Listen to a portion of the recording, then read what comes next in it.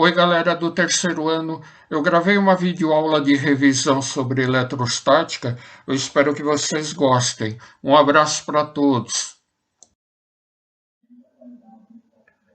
Revisão de eletricidade eletrostática.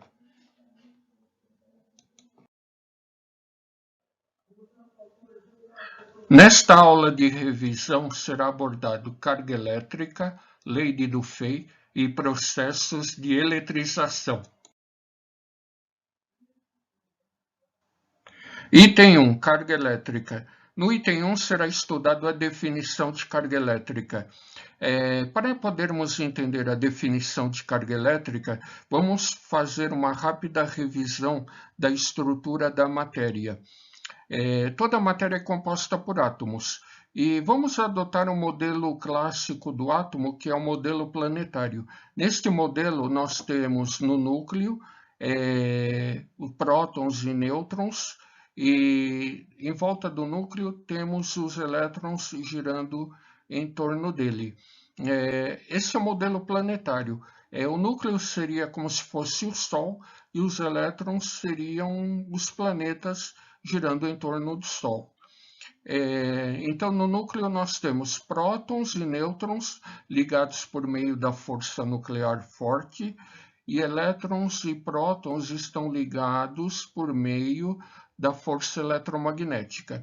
Então, é muito difícil arrancar prótons do núcleo, mas é fácil arrancar elétrons do átomo, porque a ligação entre elétrons e prótons é uma ligação fraca. Então, fica fácil retirar ou acrescentar elétrons aos átomos.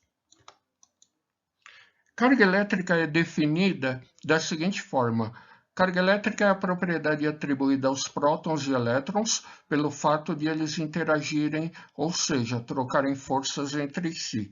Carga elétrica nada mais é que uma propriedade das partículas elementares. Por exemplo, a propriedade do limão é ter cor verde. A propriedade do tomate é ter cor vermelha. Então, a propriedade do elétron é ter carga negativa e a propriedade do próton é ter carga positiva. Percebam que esse átomo tem 2 prótons no núcleo e em volta dele tem 2 elétrons girando. Então, pelo fato de prótons e elétrons ter a mesma carga em módulo, esse átomo tem carga elétrica total zero. Se eu retirar um elétron deste átomo, ele vai ficar com 2 prótons e um elétron, portanto, ele vai ficar carregado positivamente. Se eu acrescentar um elétron a este átomo, ele ficaria com 3 elétrons e 2 prótons, portanto, ele ficaria com um excesso de elétron e, portanto, ficaria com carga elétrica total negativa. Então, o próton é uma partícula portadora de carga elétrica positiva, elétron é uma partícula portadora de carga elétrica negativa, e o nêutron é uma partícula que não possui carga elétrica. Item 2, quantidade de carga elétrica. No item 2, vocês vão aprender a calcular a quantidade de carga elétrica de um corpo eletrizado. A fórmula matemática para calcular a quantidade de carga elétrica de um corpo é dada por Q igual a N vezes E. O que significa cada letra? Q maiúsculo é a carga elétrica em coulombs, N minúsculo é o número de portadores de carga elétrica em excesso. O que significa isso? O N minúsculo é o número de elétrons ou de prótons que o corpo possui em excesso. E minúsculo é a carga elementar do elétron ou do próton. A carga elementar do elétron é dada por menos 1,6 vezes 10 elevado a menos 19 coulombs. A carga elementar do próton é dada por mais 1,6 vezes 10 elevado a menos 19 coulombs. Estão lembrados do que eu falei no slide anterior? O elétron e o próton possuem a mesma carga em módulo. A única coisa que muda é o sinal da carga elétrica. O elétron tem carga elétrica negativa e o próton tem carga elétrica positiva. Cátion é um íon que apresenta carga elétrica positiva. Cátion é aquele átomo que perdeu elétrons e, portanto, está com falta de elétrons e excesso de prótons. Então, ele tem carga positiva. O ânion é um íon que apresenta carga elétrica negativa. O ânion é um átomo que ganhou elétrons e, portanto, está com excesso de elétrons e, portanto, está com carga elétrica negativa.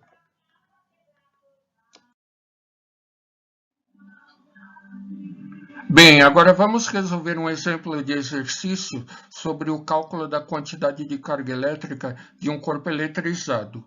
Neste exercício, eu tenho o seguinte enunciado.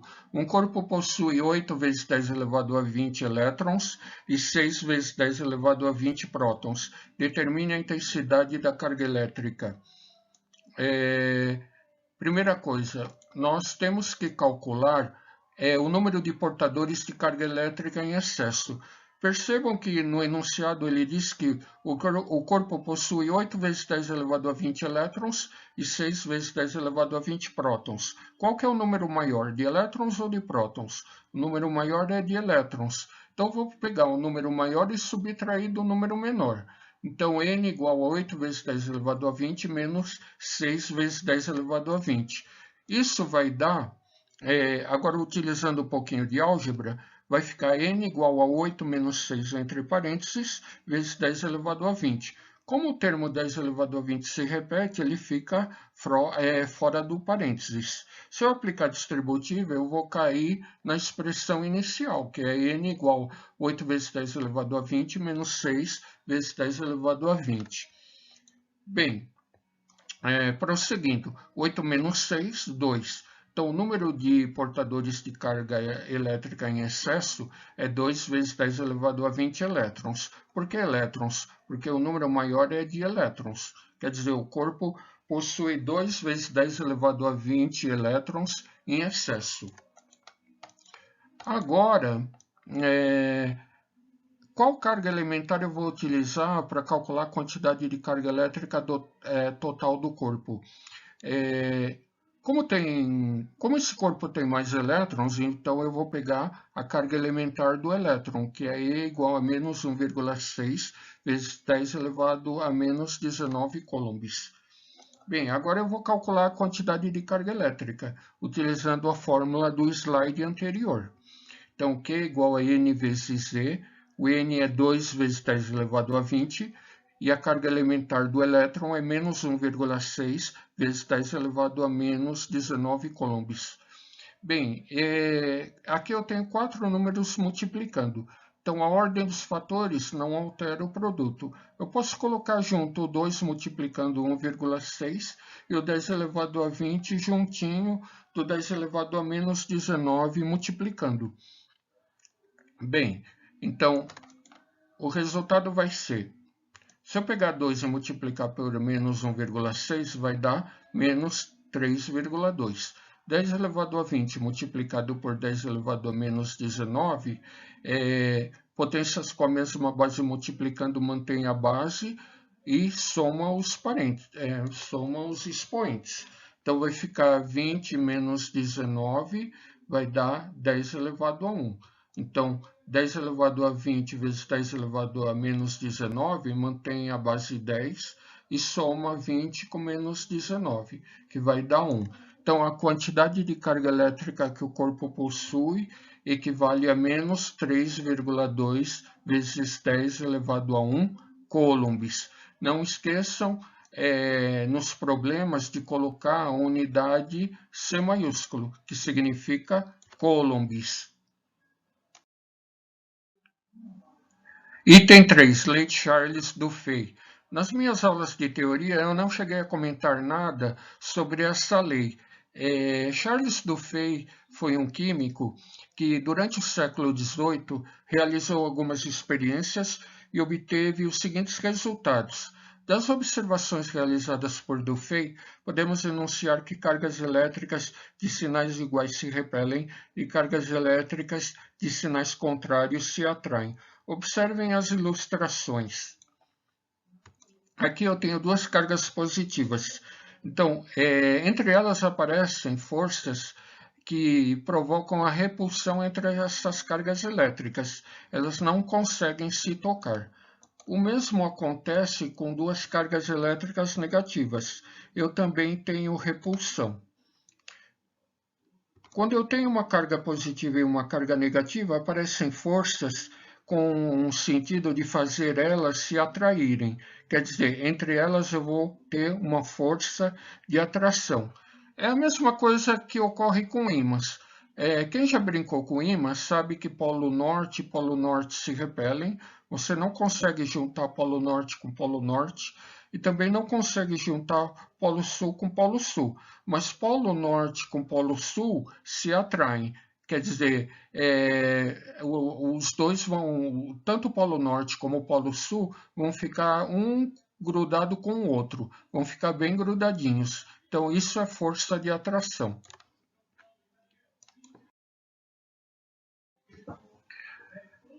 Item 4, processos de eletrização. Bem, eu vou primeiro falar de eletrização por atrito.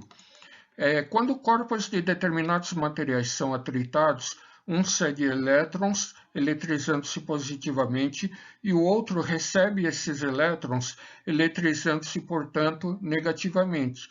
Isso ocorre devido à forte interação entre os dois materiais durante o atrito. Bem, aqui eu tenho uma experiência que eu vou descrever. Eu tenho vidro e lã inicialmente neutros. Eles são atritados, o vidro cede elétrons para a lã. Então, o vidro, depois do atrito, o vidro fica carregado com carga elétrica positiva e a lã carregada com carga elétrica negativa. Então, vidro com excesso de prótons, lã com excesso de elétrons. Então, percebam o seguinte, quem perde elétrons fica com excesso de prótons e, portanto, fica com carga elétrica positiva. Quem recebe elétrons fica com excesso de elétrons e, portanto, com carga elétrica negativa. Como é que eu sei que um corpo tem a tendência de ganhar ou perder elétrons? É por meio da série triboelétrica. Percebam o seguinte, o vidro nessa série está acima da lã. Então, os elementos que estão na parte de cima têm tendência a perder elétrons para os elementos que estão na parte de baixo. Como o vidro está em cima, ele perde elétrons para a lã. Então, o vidro perde elétrons, fica com carga positiva. A lã recebe elétrons, fica com carga negativa. Tudo bem? Entenderam como funciona, como se trabalha com essa série triboelétrica? Quem está em cima perde elétrons para quem está embaixo.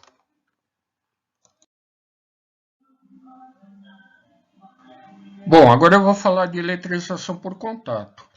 Bem, atenção, a eletrização por contato ocorre entre condutores de eletricidade e há movimento de elétrons de um corpo para outro até que se estabeleça o equilíbrio. Em um sistema eletricamente isolado, o somatório das cargas elétricas antes do contato é igual ao somatório das cargas elétricas após o contato. Então, aqui no exemplo, eu tenho um corpo eletrizado com carga elétrica positiva e um corpo neutro. O fato do corpo ser neutro não significa que ele não tem nenhuma carga elétrica aqui dentro. Ele tem, na verdade, ele tem o mesmo número de prótons e o mesmo número de elétrons. Então, a carga total é zero. Então, aí a gente fala que ele é neutro. Então, se eu colocar os dois em contato, após o contato, eu vou ter 5 cargas positivas no corpo A e 5 cargas positivas no corpo B. Inicialmente, o corpo A tinha 10 cargas positivas. Então, cada um vai ficar com metade da carga elétrica total. Então, como eles são condutores de eletricidade, imagina que são esferas metálicas, vai haver transferência de carga elétrica quando eles forem colocados em contato.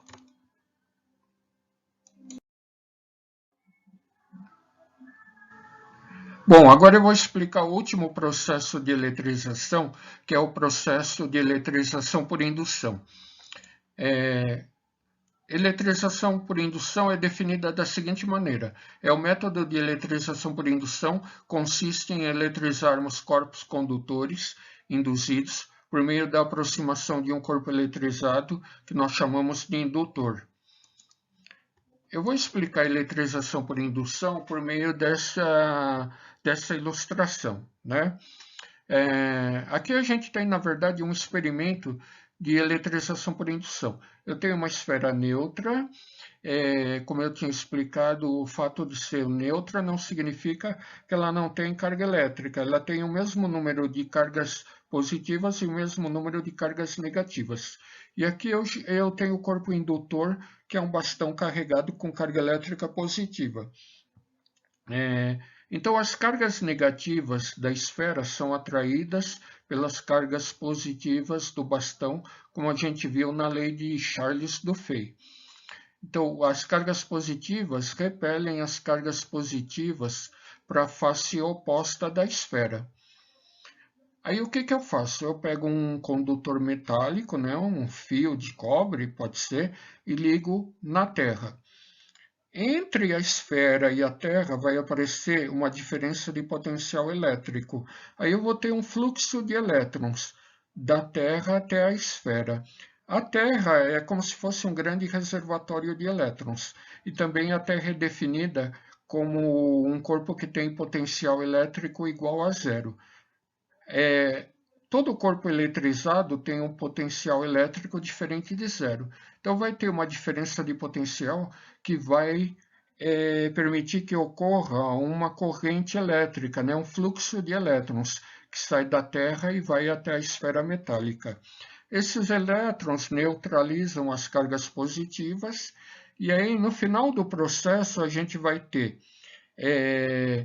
um corpo carregado positivamente e um corpo carregado negativamente. Percebam que aqui o fio é cortado, então não tenho mais fluxo de elétrons da Terra até a esfera metálica. Então a esfera metálica vai ficar com carga negativa e a esfera e o bastão com carga positiva, né, que é um indutor, vai ficar, né, ele já era um corpo carregado positivamente, vai continuar carregado positivamente. Quer dizer, nesse processo eu não tenho contato físico, como é o que ocorre na eletrização por contato.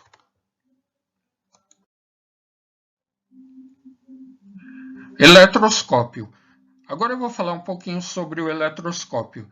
Nas minhas aulas de prática de ciências, eu cheguei a fazer uma experiência com o eletroscópio. Eu não sei se vocês se recordam. Então, o eletroscópio é formado por uma esfera metálica, uma haste metálica, duas tiras metálicas, e todas essas peças são colocadas dentro de um recipiente de vidro. Bom, agora aqui essa ilustração mostra uma experiência, né? E utilizando um eletroscópio. Se eu aproximar da esfera metálica outra esfera metálica carregada com carga elétrica positiva, o que vai ocorrer? Pela lei de Charles-Dufay, as cargas negativas são atraídas pelas cargas positivas da esfera carregada, da esfera externa, né, carregada. Aí o que ocorre? As cargas positivas da esfera metálica do eletroscópio, né, as cargas positivas da esfera metálica do eletroscópio são repelidas para as duas tiras metálicas. Como as tiras metálicas ficam com cargas elétricas de mesmo sinal, elas vão se repelir. Inicialmente, no eletroscópio, as duas tiras metálicas estão juntinhas. Mas, quando você realiza essa experiência, que é uma experiência de eletrização por indução, as duas tiras metálicas vão se repelir porque ficaram eletrizadas com cargas elétricas de mesmo sinal. E são cargas elétricas com o mesmo sinal da esfera metálica externa, que é o indutor, né, que está provocando a eletrização por indução.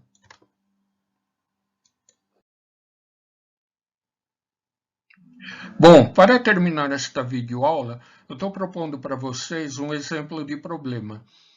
3 esferas metálicas podem estar carregadas eletricamente. Aproximando-se as esferas duas a duas, observa-se que, em todos os casos, ocorre uma atração elétrica entre elas. Para essa situação, são apresentadas 3 hipóteses. Primeira, somente uma das esferas está carregada eletricamente. Segunda, 2 esferas estão carregadas eletricamente. Terceira, as 3 esferas estão carregadas eletricamente. Qual das hipóteses explica o fenômeno descrito? Justifique a sua resposta. Então, eu sugiro para vocês que deem uma pausa no vídeo e tentem resolver. Qual que é a solução desse exemplo? A primeira afirmação está errada pelo seguinte: neste caso, não haveria atração entre as 2 esferas não carregadas eletricamente, o que contraria a afirmação de que ocorre atração em todos os casos. A segunda afirmação, correta: uma positiva, outra negativa e a terceira neutra.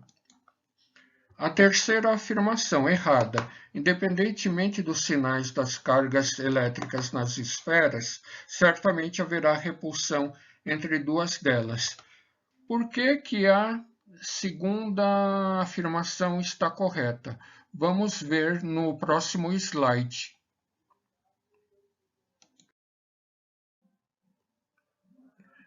Por que a segunda afirmação está correta? Quando eu tenho 2 esferas carregadas, uma com carga positiva e uma com carga negativa, eu tenho força de atração entre elas. Mas eu também tenho força de atração entre uma esfera carregada e uma esfera neutra. Aqui eu tenho uma esfera carregada positivamente. As cargas positivas vão atrair as cargas negativas e vão repelir as cargas positivas para longe. Mas aí vocês podem me perguntar, mas por que tem atração?